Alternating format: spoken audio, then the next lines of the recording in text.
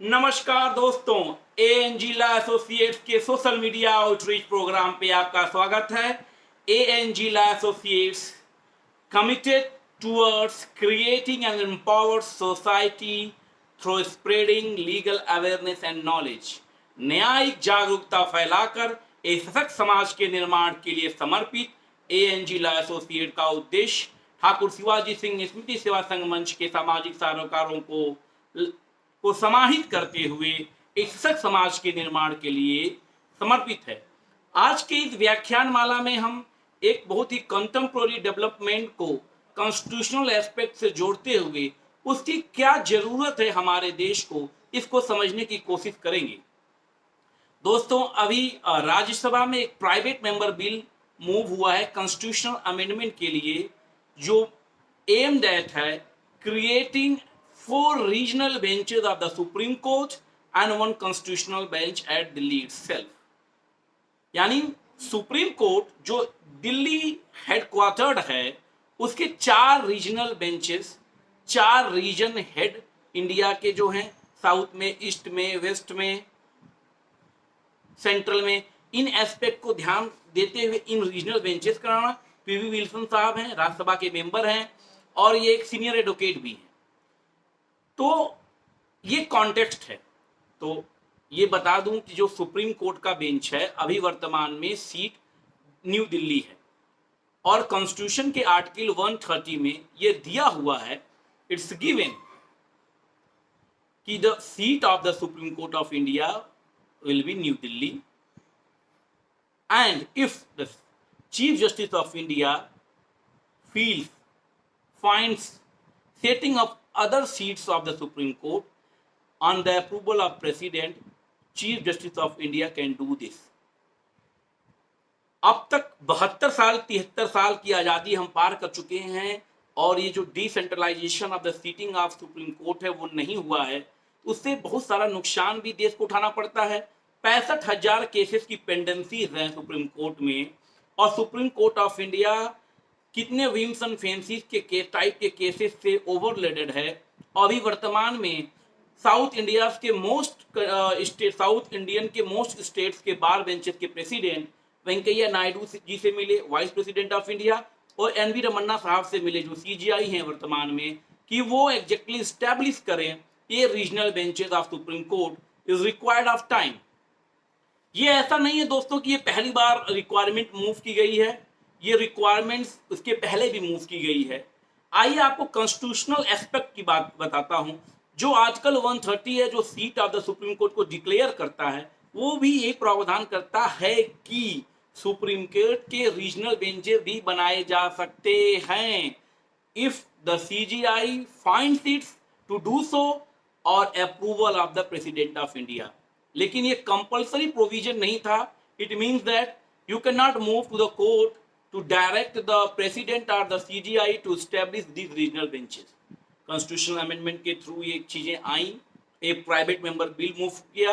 आपको बता दूं, constitutional amendment private member bill वो होता है जब कोई भी मिनिस्टर के सिवा कोई भी मेंबर ऑफ पार्लियामेंट कोई कॉन्स्टिट्यूशनल अमेंडमेंट या बिल मूव करता है तो उसको कहते हैं प्राइवेट मेंबर बिल। यही अंतर है।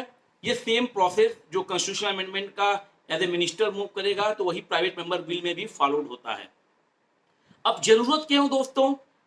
Number of law commission reports में इस रिकमेंडेशन को सपोर्ट किया गया है कि देयर नीड्स टू बी डिक्लासिफिकेशन, एक कॉन्स्टिट्यूशनल बेंच सुप्रीम कोर्ट की और एक एपलेट हायर एपलेट बोर्ड, ताकि 4 रीजन्स में हो और उन रीजन्स के जुरिडिक्शन के हाई कोर्ट के जो एपलेट मैटर है वो उनको देखे और न्यू दिल्ली का जो मेन सेंटर हो सुप्रीम कोर्ट का वो कॉन्स्टिट्यूशनल मैटर्स को डील करे। ये एस्पेक्ट लॉ कमीशन की रिपोर्ट में भी आई, स्टैंडिंग पार्लियामेंट कमेटी की रिपोर्ट्स में भी आई। वेंकैया नायडू ने इस एस्पेक्ट को कई बार, जो हमारे वाइस प्रेसिडेंट है इस समय, इसको सपोर्ट किया और नंबर ऑफ रिपोर्ट्स और नंबर ऑफ रिकमेंडेशंस में ये बात है, लेकिन अभी तक ये पेंडिंग है। अब आते हैं इसके होने से फायदे क्या हैं। Justice delivery is one of the fundamental aspect and fundamental duty of the state concern to provide its citizen. और directive principles of state policy की बात करेंगे तो आर्टिकल 39A कहता है fair, free, accessible, faster justice should be delivered to each and every citizen. ये possible कैसे है दोस्तों? अगर हम रीजनल एरियाज में, साउथ इंडिया के डीप सीटेड एरियाज में, ईस्ट इंडिया के डीप सीटेड एरियाज में, वेस्टर्न इंडिया के डीप सीटेड एरिया में अगर supreme court Delhi, new Delhi सबको एवराइज नहीं हो सकता है, they are number of constraint to reach new Delhi for that particular case to be heard in the supreme court.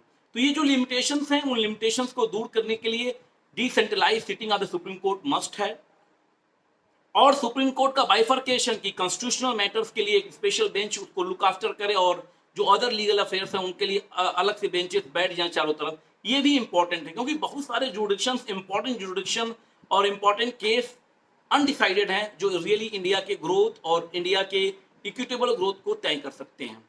तो इन तमाम चीजों के बाद आपने इस वीडियो व्याख्यानमाला में हमने देखा कि आर्टिकल 130 सुप्रीम कोर्ट के सीट को डिक्लेयर करता है न्यू दिल्ली, लेकिन साथ में सीजीआई और प्रेसिडेंट के अप्रूवल के बाद उसके अदर ब्रांचेस के एस्टेब्लिशमेंट की बात को सपोर्ट करता है।